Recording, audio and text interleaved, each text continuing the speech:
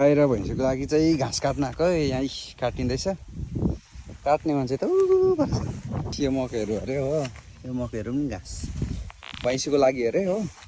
आदरणीय मित्रहरू है मेरा जति पनि आफन्त हुनुहुन्छ, हरियो घाँस अर्ग्यानिक घाँस काट्नुपर्छ।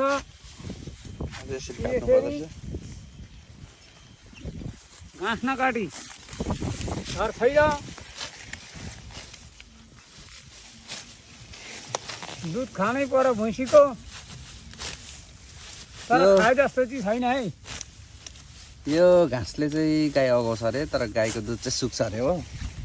यो मकैले दुध आउँछ, यो अगाउने मात्रै हो घाँस।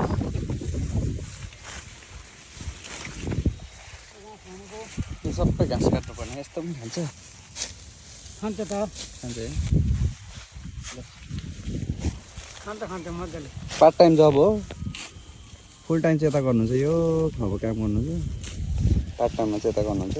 भैँसी चाहिँ यता छ, बेलुकालाई चाहिन्छ अरे, दिउँसो त अगिहाल्छ अरे हो। भैँसीले यहाँ पर्खिरहेको छ। ओइ आइज, भैँसी यहाँ छ एउटा, एउटा पर चल्दैछ। यो दुईटाको लागि चाहिँ घाँस।